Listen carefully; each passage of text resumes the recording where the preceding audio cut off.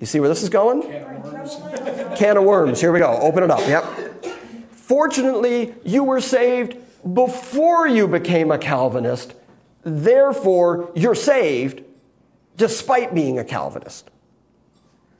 They now malign God by saying that God pleased to damn multitudes, though he could save all, and that he predestines multitudes to the lake of fire before they were even born. But having believed the gospel before becoming Calvinists, they shall not come to condemnation because they have passed from death to life. But those who only know the false gospel of Calvinism are not saved, while those who are saved and ought to know better but teach these heresies will be judged for doing so. If you only believe Calvinistic soteriology, and that's the only thing you've ever believed, you're condemned to hell. But if you were an Arminian before you were a Calvinist, and while you were an Arminian you made the free will choice to be saved, then the fact that you're a Calvinist now won't keep you out of heaven. You're just going to have to suffer some kind of judgment for that fact. But, even though he just defined that as a he false justified heresy. He justified it as now that you believe this exactly heresy, you're still in because exactly.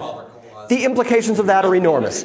As long as at some point in your life you were an Arminian who made the choice, said the sinner's prayer, did the something so that you were saved, it doesn't matter that now you believe what he called a heresy and a false teaching. So where does that end?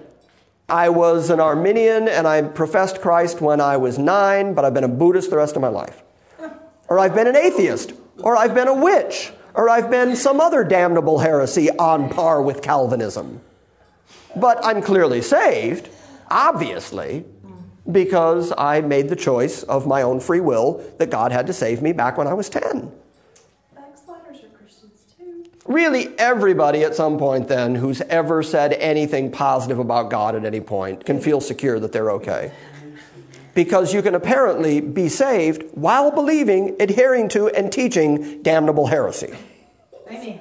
Amen. Preach on, brother.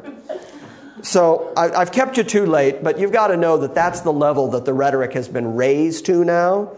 And that's what Dave Hunt would want you to know, is that if you're a Calvinist, you're bound for hell.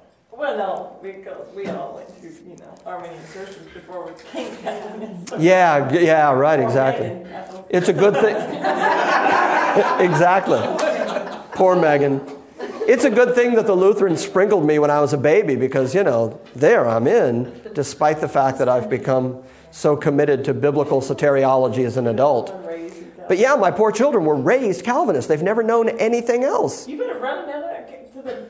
I need to get them down to First Baptist, get them to make a decision, and then bring them back up here. Well, and then they're fine. As long as they run it on that card. Write it on the little card, And shake the preacher's hand, get Adrian to sign it.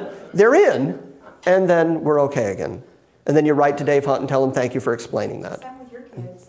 So anyway, you needed to know that's where the rhetoric's at. I'll bring this with me next week. In fact, I'll leave it here. I'll read for you out of the Catholic Bible next week. We'll get back to the 10 toes, the 10 kings. All of that is still coming, but there was just so much stuff happening this week between Hunt and this article coming out today about the Catholics saying that the Bible is inaccurate.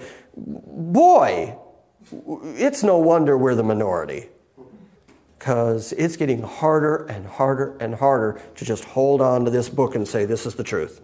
And whatever it says, I believe, and I'm going to die on whatever this book says, because all the forces out there. And notice one more time, I just got to point this out. Notice that it is not forces from the world that are trying to undermine your faith in what this book says. It's religious voices that are trying to undermine. It's the Catholics, it's the Arminians, it's Dave Hunt, it's the Berean Call. It's people trying to undermine this book from within the church that are doing the most damage. If it was a voice outside the church saying the Bible isn't true, we'd go, well, of course you'd believe that. But it's voices within the church saying the Bible's not true. Thank you for joining us for this week's study. We invite you back next week for another Salvation by Grace message.